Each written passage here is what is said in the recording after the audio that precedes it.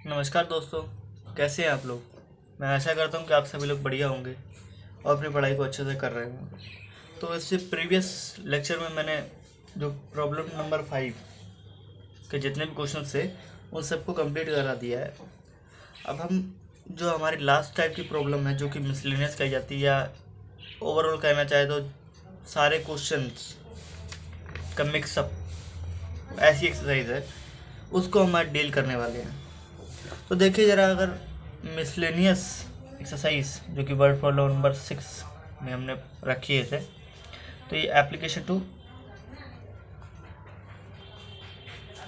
Miscellaneous कह सकते हैं। तो इसमें सब मिक्सिंग होगी, आप इसमें नहीं कह सकते कोई कहाँ से उठ के आया कंसेप्ट। ठीक है, अब देखिए इसमें सबसे पहले जो क्वेश्चन हमारे एनसीईआरटी में बनते हैं, मैं सारे आपको क्वेश्चन करा दूंगा। शायद इसके बाद एक और वीडियो भी लाना पड़े इसके पार्ट, क्योंकि कम से कम 12 से 13 क्वेश्चन है कुल एनसीईआरटी में जो कि मिसलेनियस से बिलोंग करते हैं। क्योंकि अगर वो नहीं कराए तो फिर आप लोग कहोगे कि वो सब छोड़ दिए एनसीईआरटी के, बाकी एक्स्ट्रा करा दिए। एक्स्ट्रा जितने क्वेश्चन होंगे मैं आज सारा आपके डिस्क्रिप्शन बॉक्स में डाल दिया करूँगा। बाकी जो इससे क्वेश्चन एनसीईआरटी से बनते हैं वो सारे मैं आपको करा दूँगा। और आपके बाद इसके बाद आपकी रिस्पॉन्सिबिलिटी ये बनती है कि आप उन जो डिस्क्रिप्शन में दिए गए क्वेश्चन हैं उसको ट्राई करके वेरीफाई करें। ठीक है, तो देखिए हमारे पास जो क्वेश्चन नंबर सबसे पहले आता है वो एक्सरसाइज 3.2 से आता है, और उसका क्वेश्चन नंबर 1 का सेकंड पार्ट है। ये है 3.2, इसका फर्स्ट क्वेश्चन का ये सेकंड पार्ट है, ये फर्स्ट ही पार्ट है। ये देखिए अगर क्वेश्चन क्या कह रहा है, ये कह रहा है कि 10 students of class 10th took part in mathematics quiz. ठीक है, यानी कि कुल जो स्टूडेंट्स हैं जिन्होंने मैथमेटिक्स क्विज में पार्टिसिपेट करा है वो कितने हैं, 10 हैं।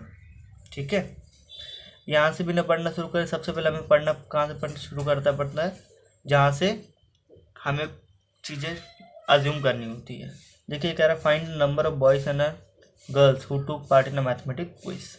सबसे पहले तो यही लिख लेते हैं, लेट अजम्पशन वाला पार्ट कंप्लीट करते हैं पहले। लेट नंबर ऑफ, पहले बॉयज़ बोल लेते हैं, boys be X and number of girls be Y. ठीक, आप उल्टा भी कर सकते हैं, नंबर ऑफ बॉयज़ को वाई और नंबर ऑफ गर्ल्स को एक्स भी एज्यूम कर सकते हैं, मर्जी है। ठीक है, इसके बाद हम क्या करते हैं, ETQ डाल करके जो हमारा दूसरा काम होता है, जो कि क्वेश्चन पढ़ना पूरा शुरू से, वो शुरू कर देते हैं। 10 students of class 10 took part in mathematics quiz, यानी कि टोटल नंबर जो स्टूडेंट्स हैं जिन्होंने मैथमेटिक्स क्विज में पार्टिसिपेट करा है वो कितने हैं, 10। यानी कि जितने बॉयज़ होंगे जिसको हमने एक्स माना है और जितनी गर्ल्स हैं उनको वाई माना है, दोनों को अगर हम ऐड डाउन करते हैं तो कितना बनता है, 10। तो पहली चीज़ हमें पता चली कि x + y = 10। ये क्वेश्चन कैसे फॉर्म हुई आपको आई थिंक समझ में आ गया होगा। तो देखिए आप दूसरी कंडीशन पढ़ते हैं और फिर दूसरी इक्वेशन फॉर्म करते हैं। If the number of girls, यानी कि जो y हैं, इज को मतलब equal to 4 more than the number of boys, यानी कि जो गर्ल्स हैं that is y is equal to 4 more than boys को x। ठीक है, वही करा है जो क्वेश्चन में लिखा है, मैंने सिर्फ वही चीज़ लिखी है, दैट इज इक्वेशन नंबर। अभी क्वेश्चन नंबर 1 ना देकर यहाँ दे देते, चलो ठीक है, ये दे दिया।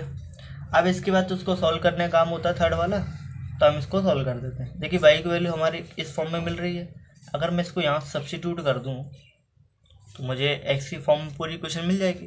कैसे, x तो था ही, y की जगह मैं डाल देता हूँ 4 + x = 10। तो x + x यानी 2x = ये उधर जाकर के प्लस का 4 जाकर के माइनस का 4, और 10 - 4 करोगे तो 6। ठीक है, समझ में आ रहा है। और x की वैल्यू आपके पास कितनी आ गई, 3। x की वैल्यू 3 आई, तो x की वैल्यू को अगर आप इधर डाल दो, इसमें डाल दो, या तो इसमें न डालने के बाद सेकंड इक्वेशन में डाल दो, तो आपको क्या मिलेगा, y = 4 प्लस x की वैल्यू आ गई 3, तो y = 7। ठीक है, तो हम कह सकते हैं आखिरी में हमें कंक्लूजन देना पड़ता है। हेंस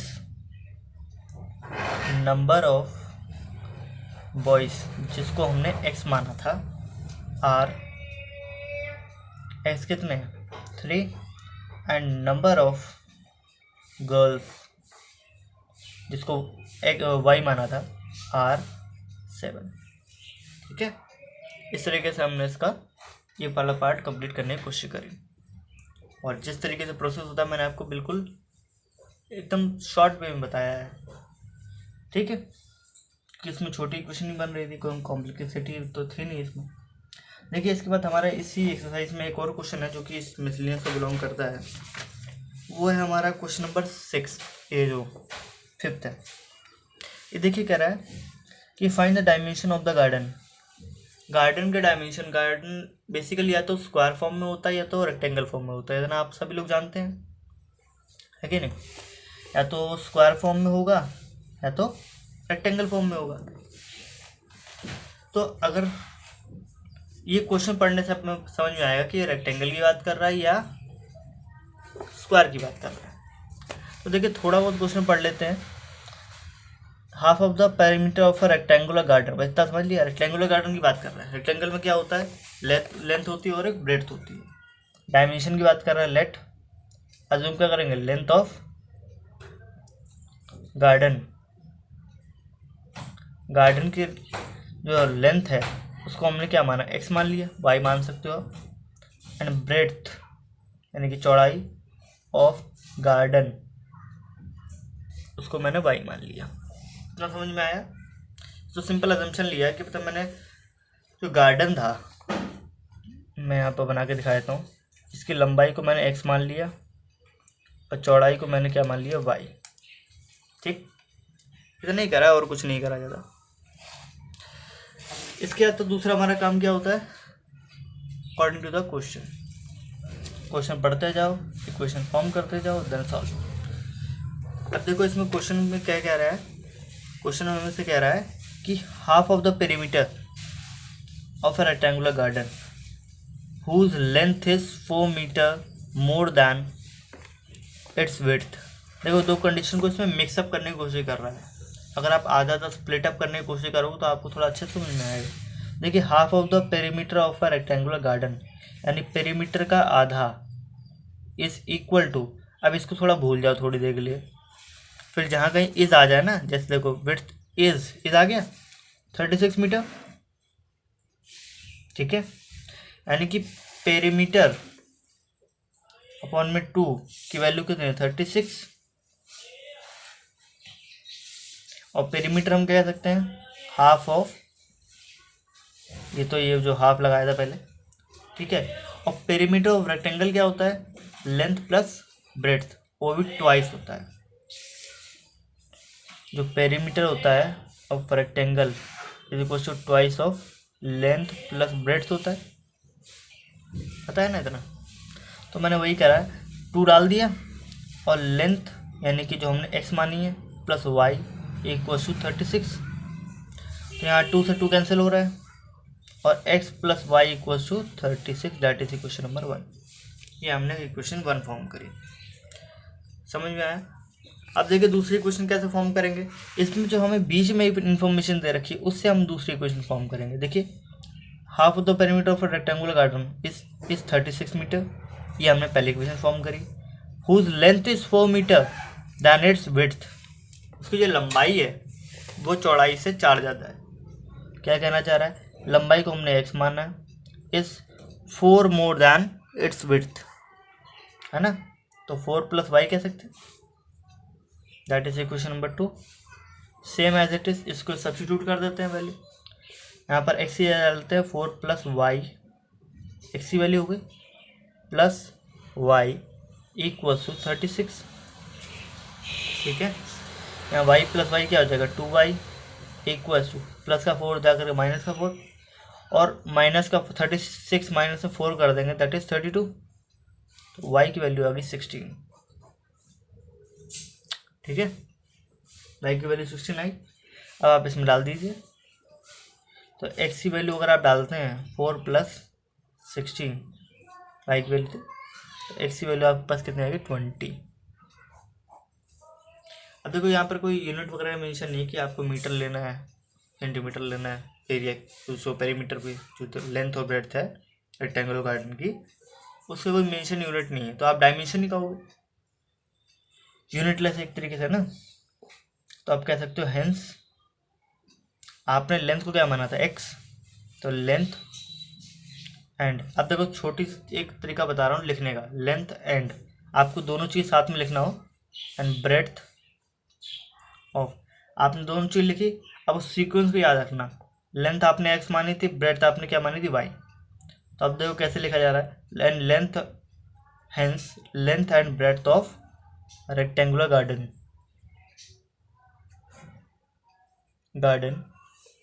आर लिखा।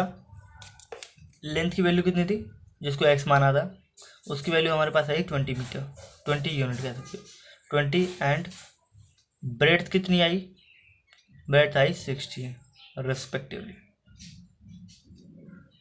ये भी एक लिखने का तरीका है, नहीं ऐसे लिख सकते थे, हेंस लेंथ इक्वल्स टू, आप लिख सकते हैं 20 metre 20, and breadth equals to 16, but आपको लेंथ और ब्रेड्थ तो पूछा नहीं था, ठीक है, उसमें पूछा dimension.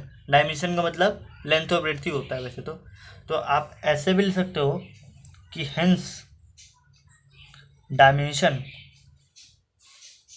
Of garden are 20 and 16, ठीक है, ऐसे भी आप इसको लिख सकते हैं। रिप्रेजेंटेशन है, कैसे भी आप कर सकते हो, ठीक है। आई थिंक आपको समझ में आ रहा होगा कि किस तरीके से रिप्रेजेंट करना है और क्या क्या करना है। तो देखिए मैंने आपको इस एक्सरसाइज के 2 क्वेश्चन कराए, बाकी देखिए 3.3 में भी क्वेश्चन है जो थोड़ा अच्छा ही है। एक्सरसाइज हमारी 3.3 है, इसका क्वेश्चन नंबर 2 है, ठीक है। ये कहता क्या है, ये क्वेश्चन हमसे कह रहा है, ये जो थर्ड का ये सेकंड पार्ट है, थर्ड का सेकंड पार्ट है। ये कह रहा है कि फाइंड देम तो हमें कुछ समझ में नहीं आ रहा है। देखिए क्वेश्चन दिखा भी दूंगा आपको मैं, कह रहा है कि फाइंड देम तो कुछ समझ में नहीं आ रहा, तो चलो पूरा क्वेश्चन ही पढ़ लेते हैं। The larger of 2 supplementary angles exceed the smaller by 18 degree, यानी इसका मतलब क्या हुआ कि जो 2 सप्लीमेंट्री एंगल्स हैं उनका जो डिफरेंस है वो कितना आ रहा है, 18 डिग्री का आ रहा है। इससे कुछ समझ में आता है आपको, इसका मतलब सिंपल सा ये हुआ कि तो आपको एक एंगल तो लार्जर मानना पड़ेगा और एक को स्मॉलर, पहली बात, ठीक है। और दूसरी बात इसमें रही कि अजम्पशन जो आपने लिया है उसके अकॉर्डिंग आपको थोड़ा बहुत समझ में आना चाहिए कि सप्लीमेंट्री एंगल्स का मतलब क्या होता है। आपने अभी तक पढ़ रखा होगा, शायद छोटी क्लास में पढ़ा होगा, तो एक तो होते हैं कॉम्प्लीमेंट्री एंगल्स और एक होते हैं सप्लीमेंट्री एंगल्स। कॉम्प्लीमेंट्री एंगल्स क्या होते हैं, those angles whose sum is 90, ऐसे 2 एंगल जिसका सम 90 हो, 40 और 50 कह सकते हो, 30 60 कह सकते हो, 45 45 कह सकते हो, है ना। और सप्लीमेंट्री एंगल्स क्या होते हैं, जिनका सम 180 हो। लिख देता हूँ मैं आपके लिए, सप्लीमेंट्री एंगल्स कैसे होते हैं, जिसमें एंगल ऑफ या sum of 2 angles is 180 degree. तो ऐसे एंगल्स को हम क्या कहते हैं, सप्लीमेंट्री एंगल्स। थोड़ा मैंने आइडिया आपको बेसिक दे दिया, इसी काम नहीं हमें पड़ेगा, बट ज़्यादा नहीं। देखिए हम अज्यूम क्या करते हैं, लेट लार्जर या लार्ज एंगल बी एक्स मान लिया, एंड स्मॉल जो एंगल है बी वाई, ठीक है। ये तो अपनी तरफ से अजम्पशन ले लिया, ठीक है। आप छोटे को वाई मान करके वो एक्स मान कर भी कर सकते थे, मैंने उल्टा कर दिया, फ़र्क कुछ नहीं पड़ता, सिर्फ और सिर्फ अपना अपना लेने का अंदाजा तरीका होता है, ठीक है। आप जैसे जैसे क्वेश्चन प्रैक्टिस करते जाएंगे आपको पता चल जाएगा कि कहाँ लेना है, कहाँ नहीं लेना, कैसे लेना है। अगर आप इसको उल्टा करके भी देखेंगे रिवर्स प्रोसेस, मतलब आप स्मॉल वाले एंगल को अगर ऐसे ले लो और लार्ज वाले को वाई ले लो तो भी आंसर वही है। बट याद वो रखना कि इक्वेशन थोड़ी डिफरेंट बनेगी, ठीक है। दूसरा होता है ATQ। पहली बात तो हमें थोड़ा क्वेश्चन हमने पढ़ा, हमें क्या पता चला कि the larger of to supplementary angles exceed the smaller by 18 degree, यानी कि जो बड़ा वाला एंगल है वो छोटे वाले को डोमिनेट कर रहा है, एक तरीके से मान लो। और कितने से? 18 डिग्री एंगल के, यानी कि दोनों के बीच का difference between larger angle and smaller angle is 18 degree, ठीक है। टिक लगाना चौना लगाना जो बात तो बराबर ही, कि हम यहाँ तो उससे रिलेटेड का बात कर रहे हैं, ठीक है। तो अगर आप इसको लिखना भी चाहो x इक्वल टू आप लिख सकते हो y प्लस 18, ऐसा लिख सकते हैं। क्यों लिख सकते भाई? यहाँ से यहाँ इसको शिफ्टिंग तो करी जाएगी बस, है ना, ये वही कह सकते हैं, ठीक है। एंड दूसरी इक्वेशन जो मैंने अभी आपको थोड़ी देर पहले सप्लीमेंट्री एंगल्स का आइडिया दिया था कि एंगल ऑफ इफ एंगल या sum of two angles is 180 degree then the angles are said to be supplementary, यानी कि दो एंगल्स जिनका सम अगर 180 बन रहा है तो वो कैसे कहे जाएंगे? Supplementary angles. यानी सप्लीमेंट्री एंगल्स में दोनों एंगल्स का सम कितना होता है? 180। हम कह सकते हैं larger angle plus smaller angle equals 180 degree. जैसे इक्वेशन नंबर 2। अब तो सॉल्विंग है, ये उठा करके यहाँ डाल दो, एक्स की वैल्यू आप डालो कितनी? Y plus 18 plus y equals to 180। Y plus y कर दो 2y इक्वल्स टू, ये उधर जाएगा जरा, प्लस का 18 में जाकर के माइनस 18, और 180 माइनस में 18 कर दोगे तो कितना आएगा? 168 162, सॉरी कोई गलती है, आई थिंक तो गलती है। देखो ना, इसको जोड़ लो कितना आएगा? 0। सही तो। इसके बाद वाई की वैल्यू अगर आप निकालना चाहो तो इसको इसे डिवाइड कर तो 81 डिग्री आएगा,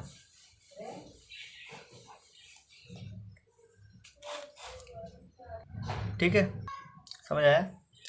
इसके बाद आप इसको इसमें डाल दो जो आपने इक्वेशन अजम्पशन मान ली थी, y equal to x equal to y plus 18 में। तो एक्स इक्वल टू वाई की वैल्यू आई है 81 प्लस 4 करते हैं, सॉरी 18 है ना। तो अगर करते हैं तो एक्स की वैल्यू कितनी आएगी? 8 और 8, 8 और 1 9 यानी कि 99 आ गया, ठीक है। तो एक्स की वैल्यू कितनी आई? 99 और वाई की वैल्यू 81। अरे जोड़ के देखना, दोनों का सम भी 180 बन रहा है और दोनों के बीच डिफरेंस भी 18 है, ठीक है। यानी कि मैथमेटिक्स में जो चीज़ लिखी है गलत नहीं है ना। इसका प्रूफ भी आप देखना चाहो तो देख सकते हो कि जो इसमें कंडीशन दी थी उसको फुलफिल करके ही इक्वेशन फॉर्म हुई है और उसी को सेटिस्फाई भी कर रही है, ठीक है। हम कह सकते हैं आखिरी conclusion, hence larger angle and smaller angles are, कितने? लार्जर को एक्स माना था और एक्स की वैल्यू कितनी आई थी? 99 डिग्री, एंड जो स्मॉलर माना था that is 81 degree respectively.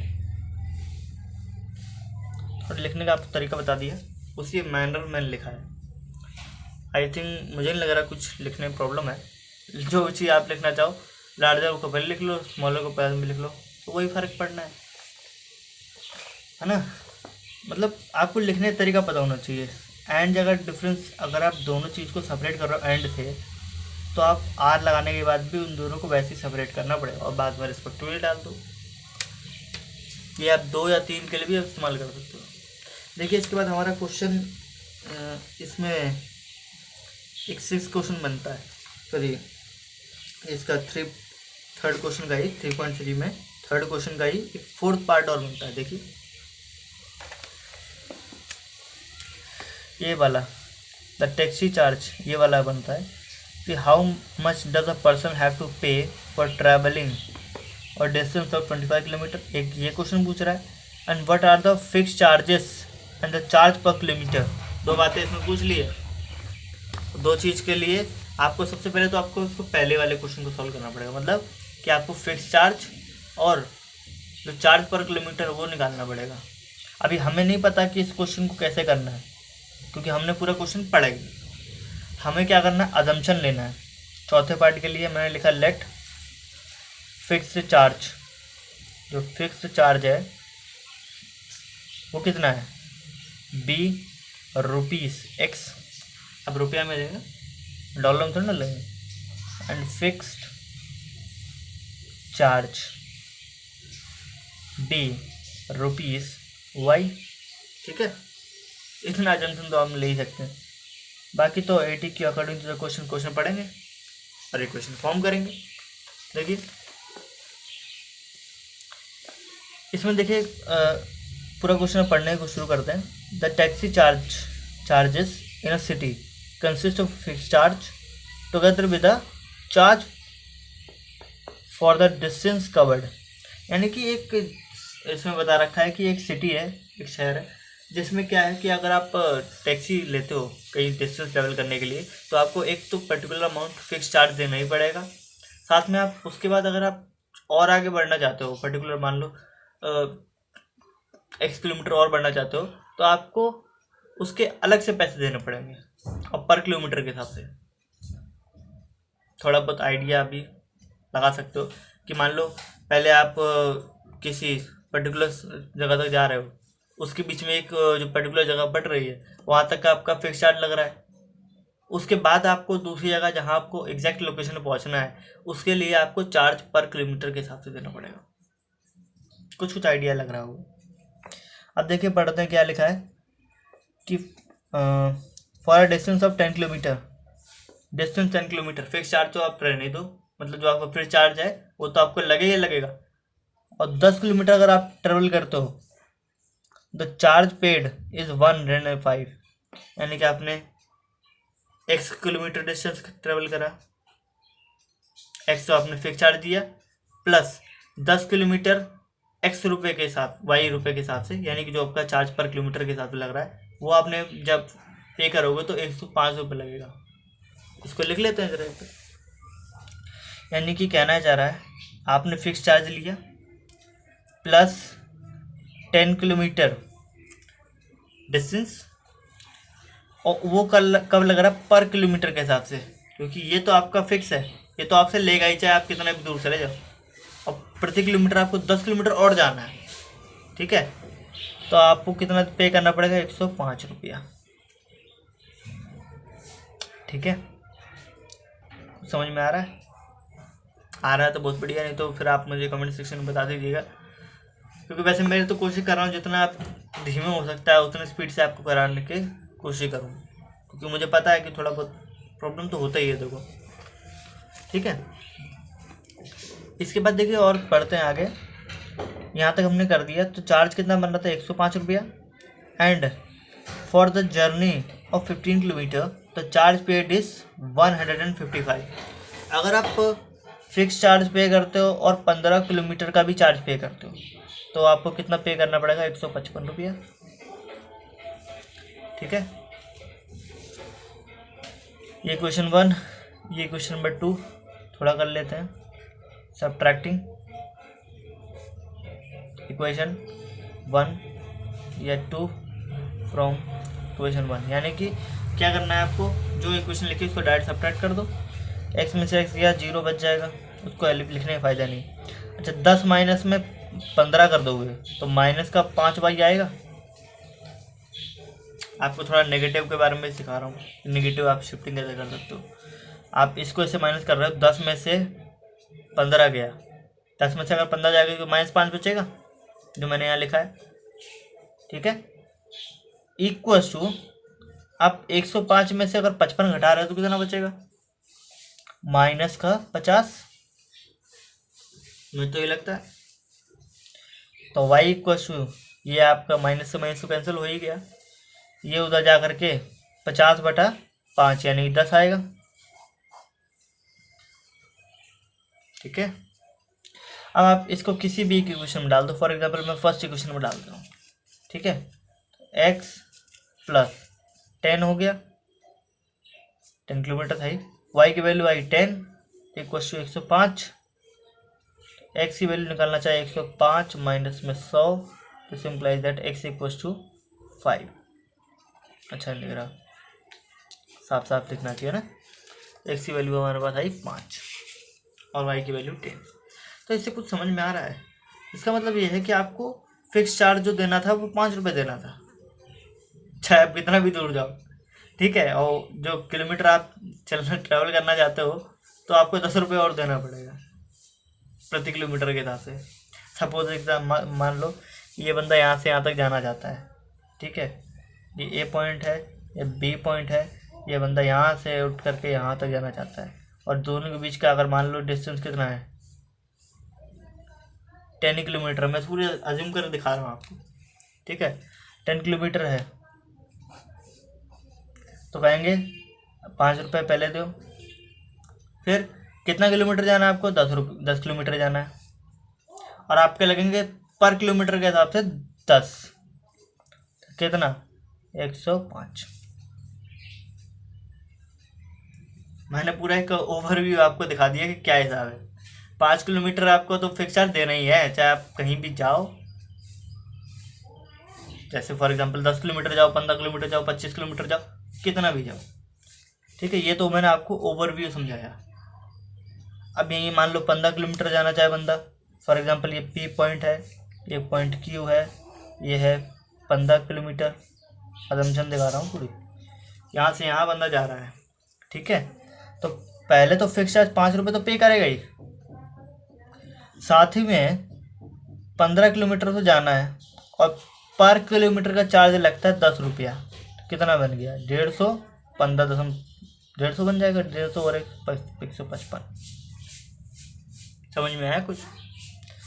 But हमसे ये तो मांग ही नहीं रहा, तो थोड़ा एक चीज़ और लिख लेते हैं अभी, या एक चीज़ कैलकुलेट कर ही लेते हैं। देखिए दूसरी चीज़ उसमें एक बात क्वेश्चन में कह रहा था, अगर आपने नोटिस कर रखा हो, आपके पास NCERT होती है तो आप बहुत बढ़िया है, उसमें भी पढ़ लीजिएगा। आखिरी क्वेश्चन में कह रहा है कि फाइंड द चार्ज, एक चार्ज पेड फॉर 25 किलोमीटर। अगर आपको 25 किलोमीटर जाना है देन आप कितना पे करोगे? आपको x और y की वैल्यू पता है, तो कह सकते हो फॉर 25 किलोमीटर, है ना। तो चार्ज पेड इक्वल्स टू, एक तो rupees x plus 25 times of rupees y, ऐसा कह सकते हैं। ये 25 किलोमीटर हो गया और प्रति किलोमीटर के साथ रुपया हो गया, और ये फिक्स चार्ज तो है ही। तो x की वैल्यू कितनी आई? x की वैल्यू हमारे पास ₹5 प्लस 25 इंटू ₹10। ठीक है, तो यहाँ क्या बचेगा? ₹5 प्लस, इसको अगर आप इससे मल्टीप्लाई कर देते हो 250, तो यानी कि ₹255। इतना आपको पे करना है फॉर 25 किलोमीटर। तो 25 किलोमीटर के लिए आपको 255 रुपये पे करना पड़ेगा। ठीक है, समझ में आया? अब इसके बाद ज़रा कंक्लूजन लिख लेते हैं। ये तो सब हमने मैथमेटिकल एक्सपर्ट लिखा, बट हमसे पूछा क्या गया था, हम लिखते हैं हेंस। 2 बातें लिखनी पड़ेंगी था। हेंस, पहले तो हमें बताना पड़ेगा फिक्स चार्ज क्या था। फिक्स्ड चार्ज और चार्ज पर किलोमीटर, है ना। एंड दूसरी चीज़ होगी हमारे charge per kilometre and charge paid for 25 kilometre are. वही तरीका देखो मैंने दिखाया है, 3 के लिए बैल ले सकते हो। फिक्स चार्ज क्या था? फिक्स चार्ज है आपका ₹5, ₹10 एंड ₹255, सॉरी respectively.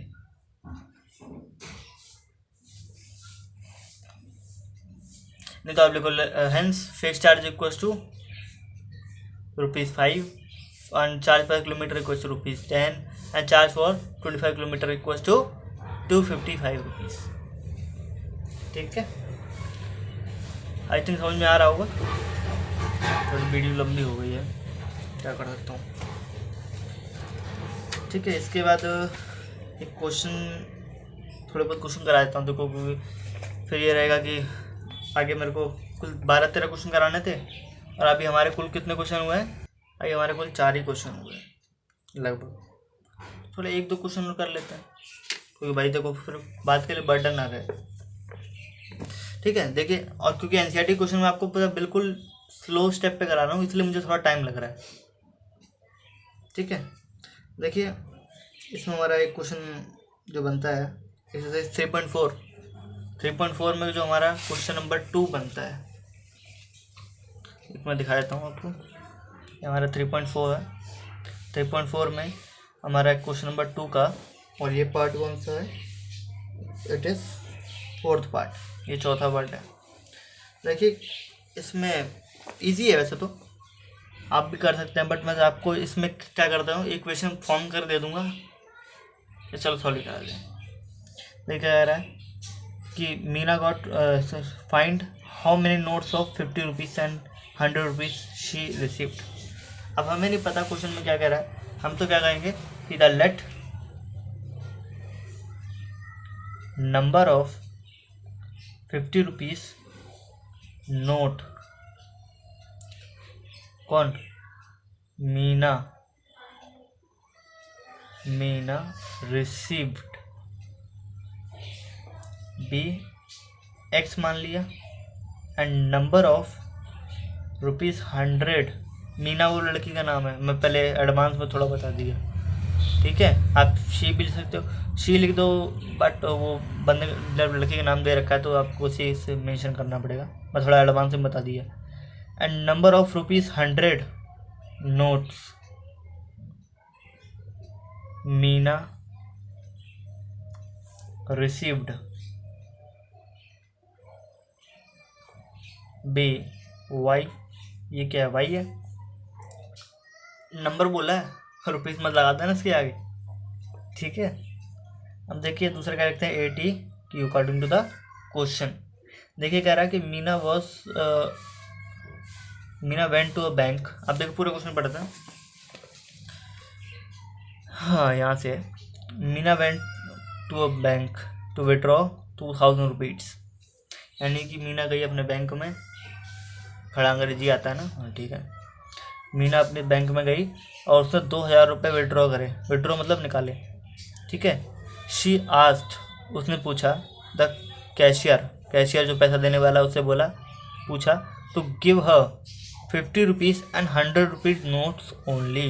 यानी पहले तो थोड़ा समझने की बात है, अगर वो 50 रुपये के एक्स नोट मांग रही है और 100 रुपये के वाई नोट मांग रही है तो टोटल कीमत कितनी बन गई? 2000 रुपया, जितना उसने निकाला है। एक कंडीशन यहाँ से फॉर्म होती है। ठीक है, पहले इसी को लिख लो, यानी उसने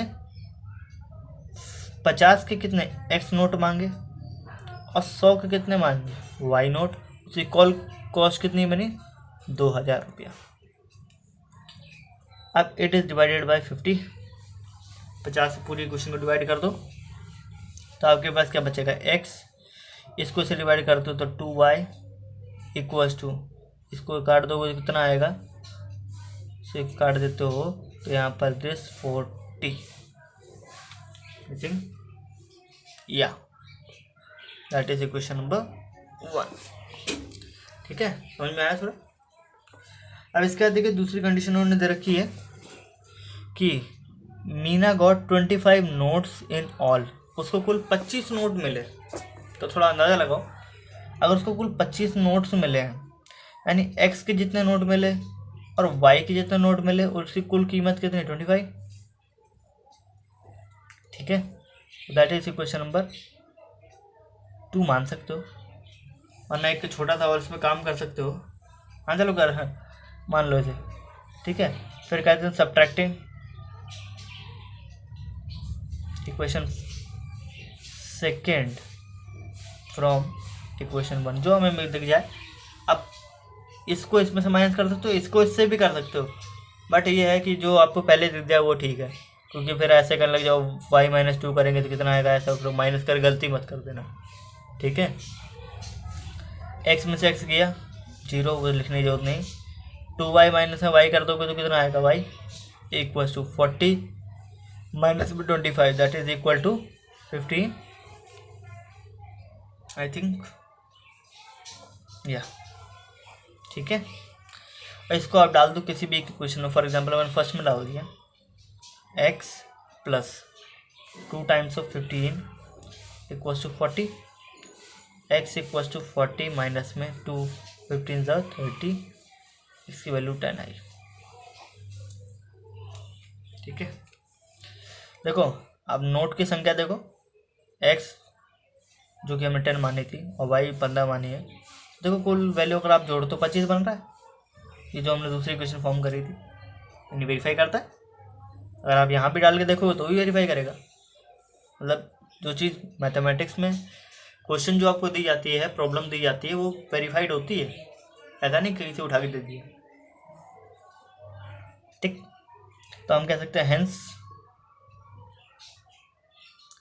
number of notes of ₹50 and ₹100 है ना, number of notes of ₹50 and ₹100 Meena received, वो 2 बार लिखते हो उसको, उससे बढ़िया मैं लिख दिया यही, ठीक है। रिसीव्ड बी नहीं डालेंगे, R उसने 50 से कितने नोट करे, इसको x माना था आपने, वो तो करे 10, एंड जो 100 के कितने करे, जिसको अपने y माना था दैट इज 15, ठीक है। ये भी क्वेश्चन हो गया, ठीक।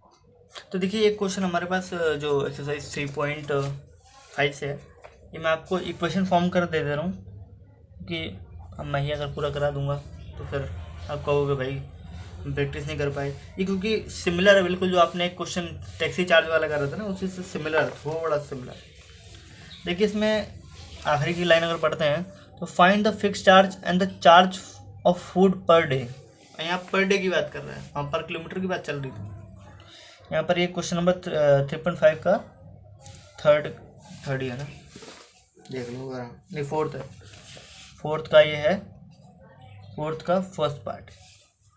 देखिए इसको मैं आपको थोड़ा इक्वेशन फॉर्म कर दे दूंगा, बाकी आप इसको सॉल्व कर सकते हैं इजीली, क्योंकि आपने वो क्वेश्चन अगर आप थोड़ा समझ गए हो तो ये भी क्वेश्चन हो ही जाएगा बिल्कुल, कोई इतनी मुश्किल नहीं मुझे लग रही। देखिए लेट क्या है, फिक्स चार्ज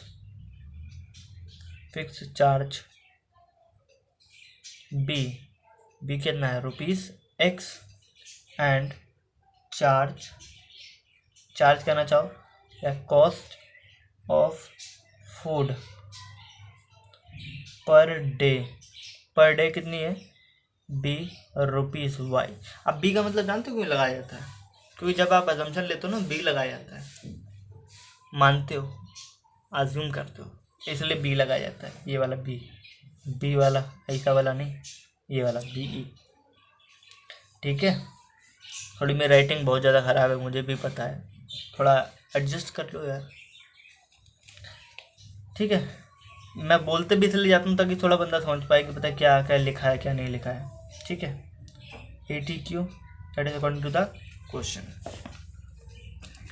देखिए आप क्वेश्चन पूरा पढ़ लेते हैं एक बार कि a part of monthly hostel charges is fixed, एक जो हॉस्टल है वहाँ पर जो मंथली जो चार्ज फिक्स करा जाता है वो कुछ फिक्स अमाउंट ऑफ चार्ज पे करना पड़ता है आपको, and remaining deposit on the number of days one has to taken food in the मील।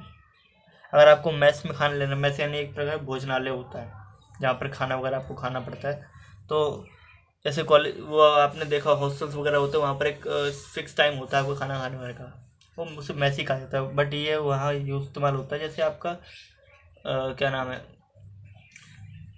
एक मदरसे वगैरह में यूज होता है यार, ठीक है। तो उससे तो हमारे कोई ज़्यादा ख़ास काम नहीं है इधर, इसमें तो हमें क्या क्या रखा है, खाली एक मंथ में आपको फिक्स अमाउंट ऑफ चार्ज तो पे करना पड़ेगा, खाना आपके लिए बनेगा, ठीक है। And fix charge and the remaining depends on the number of days one has to taken food in the mess. Fix charge तो आपको पे करना ही है, इसका आप जितना खाना एक्स्ट्रा पर डे के हिसाब से ले रहे हो उतना भी आपको पे करना पड़ेगा। When a student A takes food for 20 days she has to pay 1000 as hostel charge.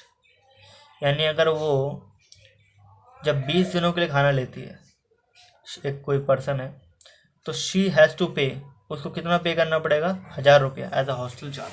लिख लेते हैं, यानी कि वही क्वेश्चन बना, फिक्स चार्ज तो आपको पे करना ही है, 20 दिनों के लिए आपने लेना है भाई, इक्वल टू 1000 बन गया, दैट इज क्वेश्चन नंबर 1। पर रहा बचा आपका दूसरा कहाँ गया, खो गया। And whereas a student B, जो दूसरा स्टूडेंट बी है, who takes food for 26 days, जिसने 26 दिनों के लिए खाना लिया, pays 1180 as a hostel charge. उसने कितने दिनों के लिए लेना है, 26 दिनों के लिए लेना है। And x plus 26y equals to 1180, that is question number 2। Subtracting करना आता है, आता होगा, 20 में से गया तो -6y, इसको इससे माइनस कर दोगे तो -180, y इक्वल्स टू, अगर आप इसे डायरेक्ट काट सकते हो बहुत बढ़िया है, वरना यहाँ पर 30 आ गया, ठीक है। माइनस से माइनस काटा है, वो नहीं काटा, इसका 180/6 कर दोगे तो कितना, 30 का जाएगा, ठीक है। और इसको आप किसी भी एक इक्वेशन पुट कर देते हैं, जैसे फॉर एग्जांपल मैं इसमें डाल देता हूँ 20 हो गया, फर्स्ट इक्वेशन में डाल देते हैं, y की वैल्यू होगी 30 इक्वल्स टू 1000। इसको अगर आप इससे मल्टीप्लाई करते हो तो x इक्वल्स टू कितना आएगा, ये 600, 1000 में से 600 गया 400, थोड़ी स्पीड अगर आप बढ़ा सकते हो तो ये आ गया। कंक्लूजन आपको पता क्या लेना पड़ेगा, हेंस द जो आपका फूड है, hence fix charge be rupees, y are rupees, जो क्या था x आपका इतना 400 आया, hence fix charge and cost of food per day be या आर 430 रुपीज़, ठीक है। तो इसी के साथ कुल मिला करके हमने लगभग आधे क्वेश्चन तो कर ही लिए जितने हमें करना चाहिए थे, ठीक है, और इतनी लेंथी वीडियो भी बन गया है। तो इसी के साथ अभी इसको यहाँ फिनिश करते हैं। इसका सेकंड पार्ट भी मैं इसी के लिए लाऊंगा, क्योंकि बाकी इसके जो क्वेश्चन मिसलेनियस में भी है और थोड़ी आपके एक्सरसाइज 3.6 और 3.7 में भी है, तो उनको कंप्लीट कर लेते हैं। इसका डायरेक्ट हम जंप करते हैं पॉलिनोमियल पे, ठीक है। तब तक के लिए आपकी प्रैक्टिस करते रहिए, और जो भी क्वेश्चन हम डिस्क्रिप्शन बॉक्स में आपके लिए डालते हैं उसको आप प्रैक्टिस करके देख लीजिए, ठीक है। Thank you.